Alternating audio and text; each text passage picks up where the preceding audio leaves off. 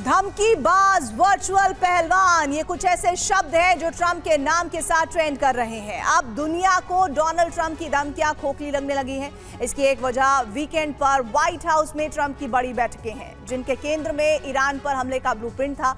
लेकिन ये ब्लूप्रिंट सिर्फ बैठक तक ही सीमित रह गया, जिससे डोनाल्ड ट्रंप और सुपर पावर अमेरिका की विश्वसनीयता पर सवाल खड़ा हो गया है। लेकिन प्रश्न यही है कि आखिर ट्रंप ईरान पर हमले से पीछे क्यों हट रहे हैं?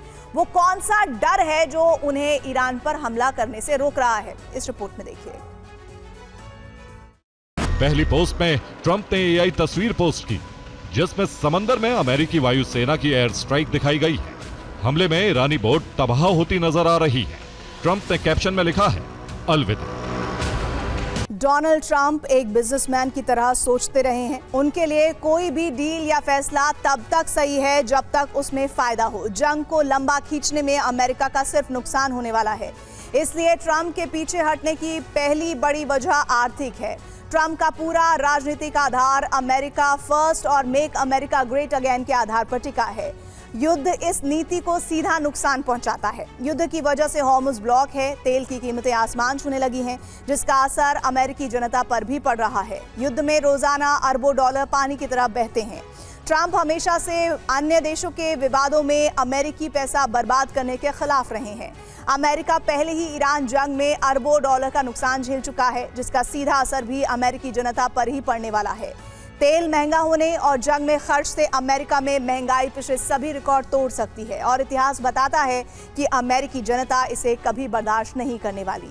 महंगाई की वजह से ट्रंप के खिलाफ एक बड़ा आंदोलन खड़ा हो सकता है। जंग के पीछे हटने का दूसरा बड़ा कारण राजनीतिक संकट है।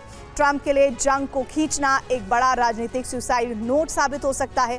साल के अंत में मध्यावधि चुनाव है। जंग लंबी खींचने के ट्रंप की पॉपुलैरिटी गिर सकती है और ट्रंप जीत घोषित करके जंग खत्म करना चाहते हैं, ना कि वियतनाम जैसा लंबा युद्ध जो उन्हें मध्यावधि चुनाव करवा सकता है, जो हराने की तरफ उनके लक्षण दिख रहे हैं। एक तरफ चुनाव करीब है तो वहीं दूसरी तरफ पार्टी के अंदर ही ट्रंप का विरोध शुरू हो गया है। ट्रंप के अपने रिपब्लिकन खेमे में भी दो गुट बढ़ गए हैं। एक ट्रंप के साथ है, दूसरा विरोध में है। और अगर युद्ध से अर्थव्यवस्था बिगड़ती है तो ट्रंप के अपने ही साथी उनके खिलाफ खड़े होने लगेंगे। मुस्तफा के सैन्य सलाहकार मोहसिन रिजाई ने कहा, हमारे सैनिकों की उंगलियां ट्रिगर पर हैं। युद्ध और जंग दोनों मोर्चे संभाले जा रहे हैं। वहीं हबीबुल्लाह सैयारी ने अमेरिका को धमकी देते हुए कहा, सशस्त्र बल हर हालात के लिए तैयार हैं, देश की अखंडता के लिए कुछ भी करेंगे। जंग से पीछे हटने की एक बड़ी वजह सैन्य नुकसान भी है, जिसे एक छोटे से उदाहरण से आपको हम समझा देते हैं। MQ-9 रीपर अमेरिका का सर्विलांस और अटैक ड्रोन है। ईरान जंग शुरू होने से पहले अमेरिका के पास ऐसे 165 ड्रोन थे। 40 दिन की जंग में 30 ड्रोन तबाह हो गए हैं। अब अमेरिका के पास 135 MQ-9 ड्रोन ही बचे हैं, जबकि इस ड्रोन फ्लीट में न्यूनतम 189 ड्रोन होने जरूरी हैं।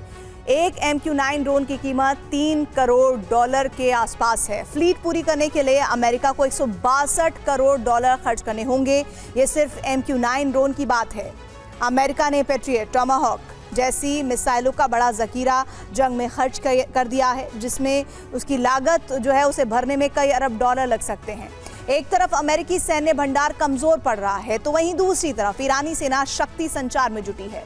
हमले के बावजूद ईरान पूरी तरह टूटा नहीं है। प्रॉक्सी अभी भी सक्रिय हैं। अगर जंग होती है तो प्रॉक्सी इस बार पहले से ज्यादा सक्रिय होंगे, जिससे अमेरिका की मुश्किलें बढ़ जाएंगी।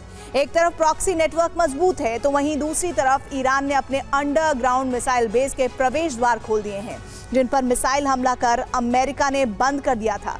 यानी ईरान पहले जितनी क्षमता से ही अमेरिकी बेस और उसके मित्र देशों पर हमले कर सकता है, ईरान सिर्फ सैन्य मोर्चे पर ही मजबूत नहीं है। अमेरिकी हमले के बाद देश में राष्ट्रवाद की भावना जाग चुकी है। पूरा देश अमेरिका के खिलाफ एक साथ खड़ा है। यही वजह है कि सऊदी अरब ने ट्रंप से हज तक हमले रोकने के लिए कहा है।